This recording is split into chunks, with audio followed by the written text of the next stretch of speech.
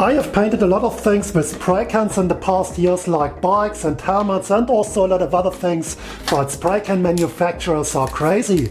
Just have a look at the back of the can and I tell you, you have to shake them for 3 to 4 minutes before every use. Are they crazy? My arms hurt from shaking these cans 3 minutes non-stop, but I have an idea. And what I need beside the spray can is a shaker, and check out what I found. My old jigsaw. It's old and bent and I hate it because it doesn't cut well, but check out this motion. Yeah, perfect for my spray can shaker, and the first thing I have to produce is a cage to place the spray can on the saw blade. Let's do it. And do you know Star Trek and the replicators on the spaceships where a crew member just has to press a button to get a full-grown meal? How cool would it be if I have to press a button as well, open the door and my spray can cage would be inside? But there's nothing. But that is my kind of replicator. The CREALITY K2 Pro, a super cool 3D printer, but I have to feed it with the correct data of my spray can cage at first. Let's go. Did you know that Star Trek replicators supposedly recycle the crew's poop into fresh meals? My one doesn't do that. I have to load CREALITY ABS filament, but at least everything else runs automatically. And here it comes, my fresh printed spray can cage. Yeah, and here they are, the parts for my spray can cage, and it impresses me every time how the K2 Plus creates something out of nothing, like a real replicator. What I have to do is I have to add some threaded inserts and some screws to connect these parts and to make them functional. Let's do it.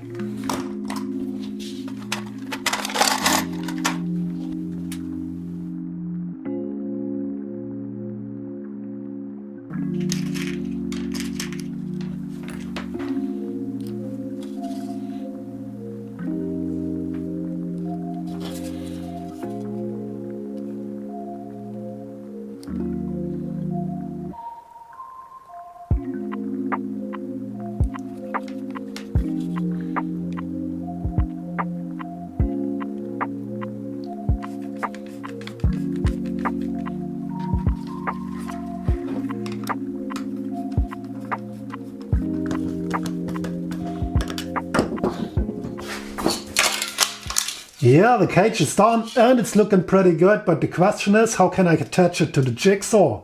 And what I did is I mounted the rod on the bottom of the cage and on the side a little draw slide which can slide up and down. And now I have to attach the rod to the saw blade and the slide to the jigsaw, and hopefully the cage will slide up and down. But that's definitely a welding job. First I need to clamp the jigsaw's base plate in the Miami vise to straighten it out with a sledgehammer.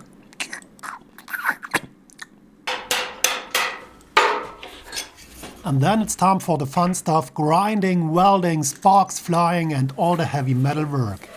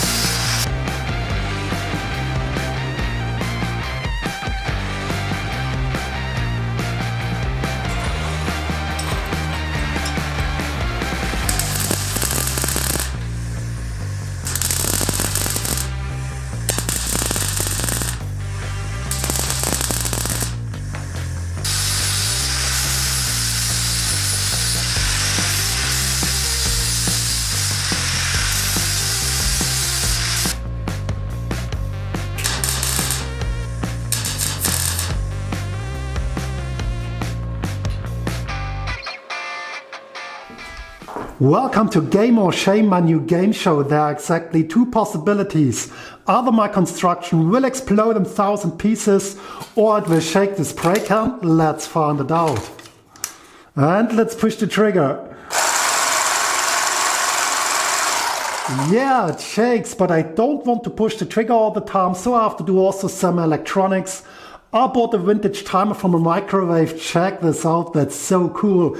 And I mounted also a little metal thingy so I can mount the timer here. Then I have to bypass the cord of the jigsaw, and yeah, that's what we are doing next. Yeah, at first I have to cut the power cord of the jigsaw, but please do me a favor.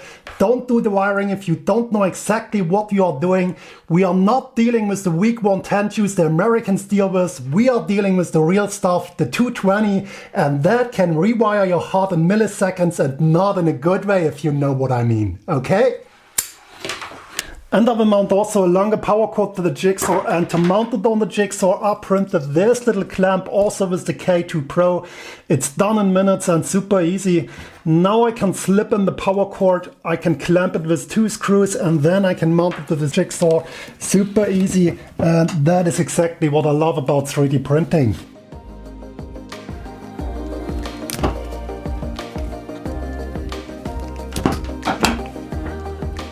Yeah, in theory the wiring is super easy, face to face and neutral to neutral and in between the timer, and I'm using these little clamps, German engineering, a Wago, and I have to just plug them in, and yeah, super easy. There are not so many possibilities, friends. It will either be a shocking result or work as intended. Let's find out.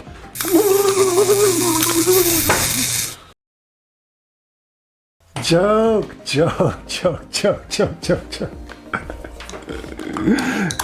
Yeah, let's find out.